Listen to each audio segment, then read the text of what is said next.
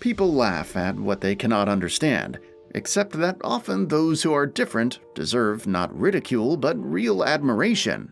William Kamkwamba was born in August of 1987 in a poor African village in Wimbi, Malawi. Growing up with 4 other children, he often didn't have enough money even for food, but the boy was always eager to develop. He studied well and read books. But when William finished elementary school, the 12-year-old boy had to leave the institution.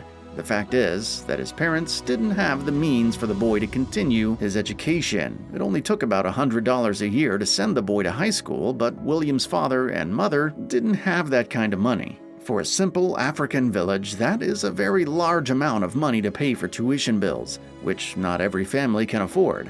It's even worth saying that the parents really wanted their child to continue going to school, but that year, there was a very dry summer, which did not allow for a good harvest.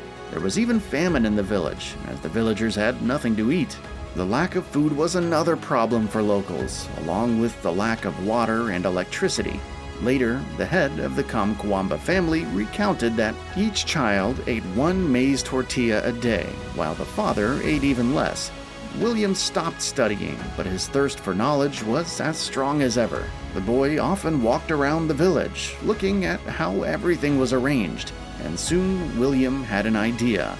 The boy often went to the library, which he had access to study the issues that interested him. He realized that he could educate himself, since he could not attend school, and he began to pay a lot of attention to obtaining new information.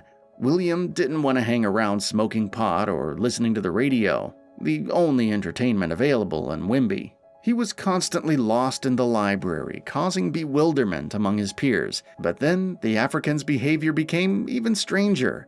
The fact is that William began to be frequently seen at the local junkyard. Here he had to face the real bullying. Peers and adults openly laughed at the boy, who was always looking for something in the garbage. They didn't understand what William was doing and thought he was crazy. I mean, really, what could a normal person possibly want in a landfill? And the result will astound you.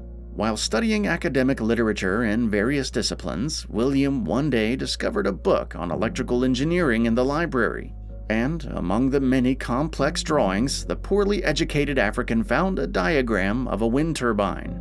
William was struck by the idea. He immediately realized that he wanted to make such a device. The village of Wimbi is a little below the equator, so it gets dark as early as 6 p.m. The lack of electricity made life difficult enough for the locals, so William decided to fix the problem. He began to read every book he could find on electrical engineering, and he was determined to build a wind turbine.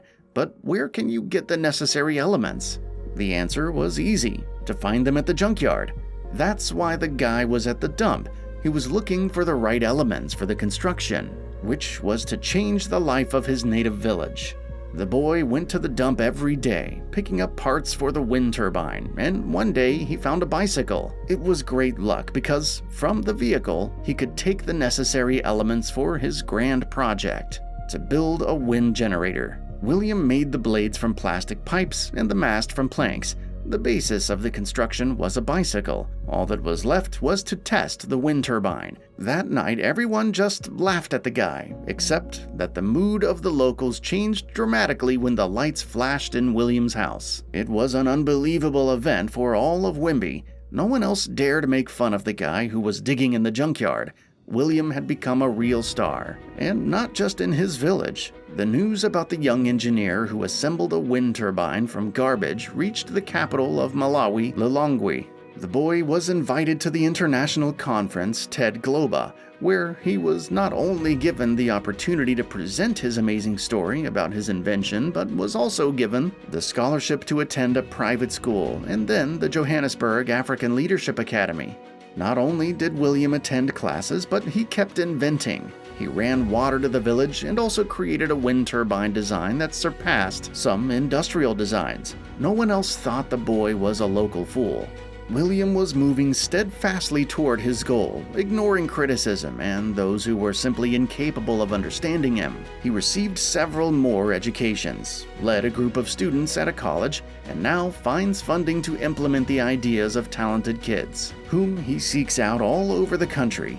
In 2019, the film The Boy Who Curbed the Wind was based on the biography of the African. William is the epitome of his main motto in life: I tried it, then I succeeded. We don't need to hear those who don't understand us and let them stop us from pursuing our dreams. That's it, friends.